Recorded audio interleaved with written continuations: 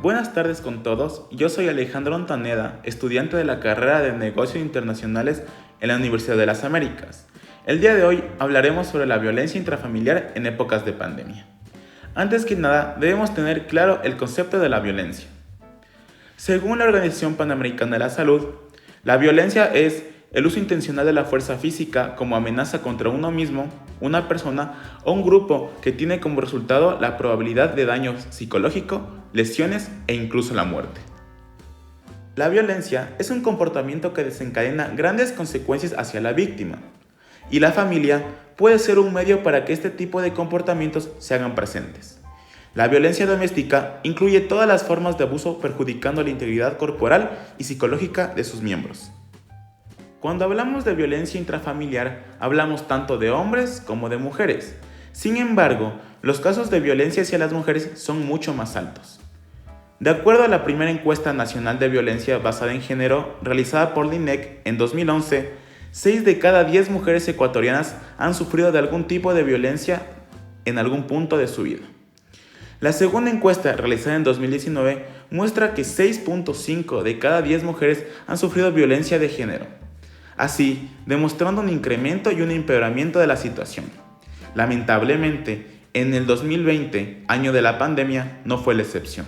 Los casos siguieron aumentando. En la pandemia, el factor psicológico fue muy importante. El saber cómo manejar las emociones y los sentimientos en un momento en el que la gente sentía miedo, desesperación, angustia y un cúmulo más de emociones fue muy complicado. El estar en el mismo espacio las 24 horas del día, desarrollando sus actividades diarias, sumadas a los problemas económicos que las familias sufrieron, causó que el estrés personal incremente y así las diferencias entre parejas empezaron a florecer, por lo que la violencia también apareció, incluso en hogares que nunca habían sufrido por esto. Durante la pandemia, el gobierno ecuatoriano adoptó como medida de protección a sus ciudadanos el confinamiento, el cual fue el principal detonante de un incremento de casos de violencia intrafamiliar en donde las mujeres resultaron ser el género más perjudicado. Solo durante el mes de marzo del 2020 se registraron 8.196 llamadas al sistema ECU 911 relacionadas a violencia contra la mujer. Esto quiere decir aproximadamente 234 llamadas de auxilio al día. Un número excesivo de llamadas, el cual muestra que los casos de violencia intrafamiliar hacia las mujeres en pandemia fue muy alto. A continuación, hemos traído a dos invitadas, las cuales responderán las siguientes preguntas. ¿Considera usted que los índices de violencia intrafamiliar aumentaron en la pandemia del COVID-19? ¿Qué factores cree que causaron estas agresiones familiares? Tenemos el gusto de traer al podcast a la doctora Diana Pazmiño y a la doctora Carmen Narváez, las cuales darán su opinión sobre las preguntas ya mencionadas. Escuchamos sus respuestas. Soy Diana Pazmiño y sí, los índices de violencia intrafamiliar aumentaron durante la pandemia. Yo creo que el mayor factor que incidió en la violencia intrafamiliar fue el confinamiento. El convivir las 24 horas del día, los 7 días a la semana con su cónyuge, con los hijos, aumentó el estrés y por ende la ansiedad, la irritabilidad y el no poder salir de casa a trabajar y no tener el sustento económico como antes de pandemia. La preocupación fue mucho mayor. Y esta también es una de las razones de violencia intrafamiliar, el sentirse impotente frente a las responsabilidades. Todo esto conllevó a un maltrato psicológico y físico hacia la pareja. Y esta es la respuesta de la segunda invitada de hoy. Yo, Carmen Narváez, creo que no se aumentaron los casos de violencia intrafamiliar cuando estábamos en cuarentena, sino que se hicieron más visibles, porque ya viviendo con el agresor, tuvieron la oportunidad de denunciarlos inmediatamente, por lo tanto, se vio el número de violencia que hay en la familia, tanto para la mujer como para los niños y personas vulnerables. Agradecemos mucho la respuesta de la doctora Diana Pazmiño y de la doctora Carmen Narváez. Mucho hablamos de la violencia intrafamiliar, pero ¿alguna vez hemos escuchado un caso real de este? Seguramente no. Y es por eso que hoy hemos traído a una persona que sufrió violencia intrafamiliar en épocas de pandemia.